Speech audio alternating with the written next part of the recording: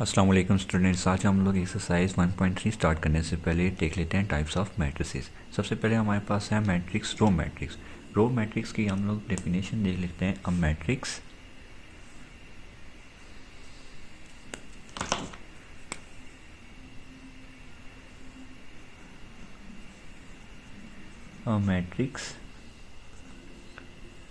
which has just one and only row in it is called row matrix. ठीक है कि ऐसी matrix हमारे पास होगी जिसके अंदर सिर्फ और सिर्फ क्या हो, एक ही रो। एग्जाम्पल हम लोग ले लेते हैं A इज़ इक्वल टू 2 4 6। तो आप लोग देख सकते हैं सिर्फ और सिर्फ कितनी रोज हैं, एक ही रो है। B इज़ इक्वल टू 0 या 1। ठीक है, तो इसके अंदर भी कितनी रो है, एक रो है। तो ये जो हम लोग ने लिए है इसको हम लोग क्या कहते हैं, रो मैट्रिक्स कहते हैं। फिर हम लोग नेक्स्ट देख लेते हैं। हमारे पास नेक्स्ट जो मैट्रिक्स है वो है column matrix.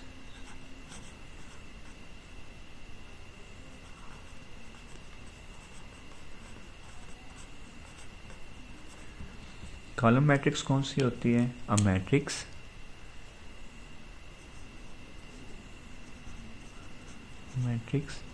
which has just one and only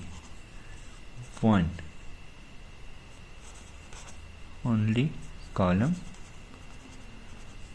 in it is called row matrix. ठीक है, कि ऐसी मैट्रिक्स जिसके अंदर सिर्फ और सिर्फ एक ही कॉलम होना चाहिए। एग्जाम्पल के अंदर हम लोग इसके अंदर लिख लेंगे B इज़ इक्वल टू 2 4 6। ये भी हमारे पास देख लें। हमारे पास रोज तो 3 है लेकिन हमारे पास कॉलम कितने हैं, कॉलम हमारे पास एक ही है। C is equal to AEI। ठीक है, तो ये भी हमारे पास क्या है, कॉलम मैट्रिक्स है। जो नेक्स्ट हमारे पास मैट्रिक्स है उसका नाम है square matrix.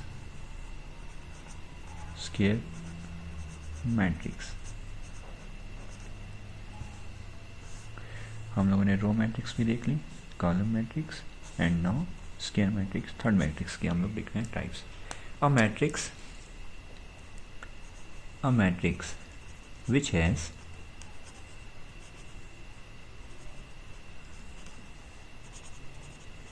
equal number of rows and column। कि हमारे पास ऐसी मैट्रिक्स होगी जिसके अंदर नंबर ऑफ रोज की तादाद और नंबर ऑफ कॉलम की तादाद क्या होगी, सेम होगी। एग्जाम्पल के अंदर हम लोग लेते हैं B इज़ इक्वल टू 2 4 6 -5। तो हम लोग देख लेते हैं कि हमारे पास रोज़ कितनी है, 1 2, और हमारे पास कॉलम कितने हैं, 1 2। तो हमारे पास जो आर्डर होगा वो होगा 2/2। तो नंबर ऑफ रोज और नंबर ऑफ कॉलम सेम है, तो ये कौन सी मैट्रिक्स होगी, स्क्वायर मैट्रिक्स। एक और एग्जांपल देख लेते हैं। C is equal to 2 4 -6 3 4 1 2 4 1। तो यहाँ पे अभी आप लोग देख सकते हैं नंबर ऑफ जो रोज़ हैं वो कितनी हैं, 3 हैं, और जो नंबर ऑफ कॉलम हैं वो भी हमारे पास कितने हैं, 3। तो इसका ऑर्डर क्या होगा, इसका ऑर्डर होगा 3/3।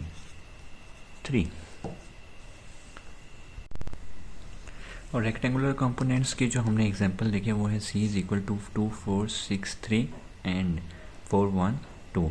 यहाँ पे हम लोग देख सकते हैं कि हमारे पास 2 रोज़ हैं और 3 कॉलम हैं। ठीक है, तो ऑर्डर ऑफ C क्या हुआ, 2/3।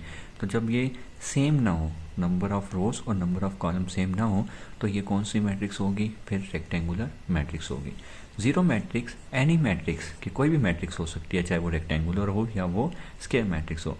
ऑफ विच जिसका all the elements are equal to zero, कि जिसके तमाम एलिमेंट्स क्या होने चाहिए, इक्वल होने चाहिए। यहाँ पे देख लें आप लोग कि मैंने एक स्क्वायर मैट्रिक्स लिखी है, यहाँ पे मैंने एक स्क्वायर मैट्रिक्स लिखी है, सॉरी रेक्टेंगुलर मैट्रिक्स लिखी है, क्योंकि इसका ऑर्डर सेम नहीं है, 2 रोज हैं 3 कॉलम है, लेकिन तमाम एलिमेंट ज़ीरो हैं, तो इसको हम लोग क्या कहेंगे, ज़ीरो मैट्रिक्स कहेंगे।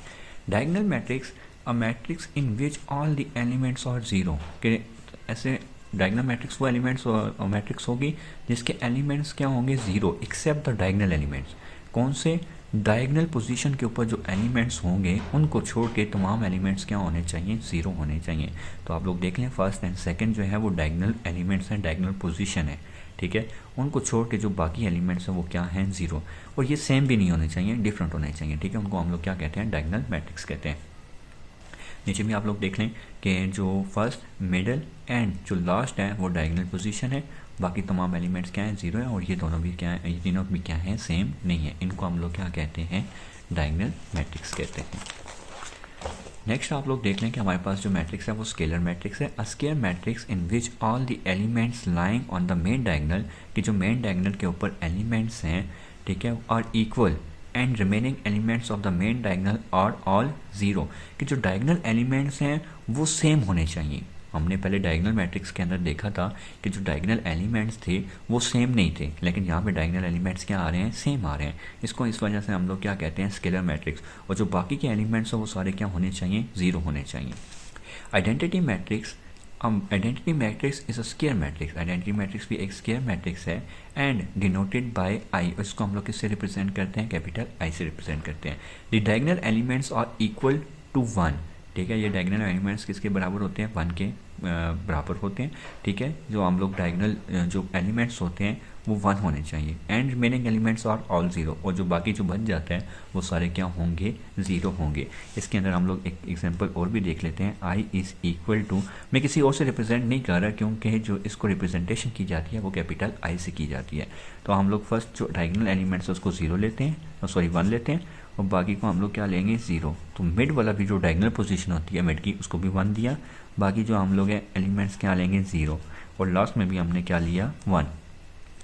तो आप देख सकते हैं कि यहाँ पे जो मेरे पास एलिमेंट्स हैं वो समान क्या हैं, ज़ीरो हैं, एक्सेप्ट हम लोगों ने किसको छोड़ा, डायगोनल एलिमेंट्स को छोड़ा, ठीक है। इनको हमने 1 कहा, तो ये हमारे पास क्या होगी, आइडेंटिटी मैट्रिक्स।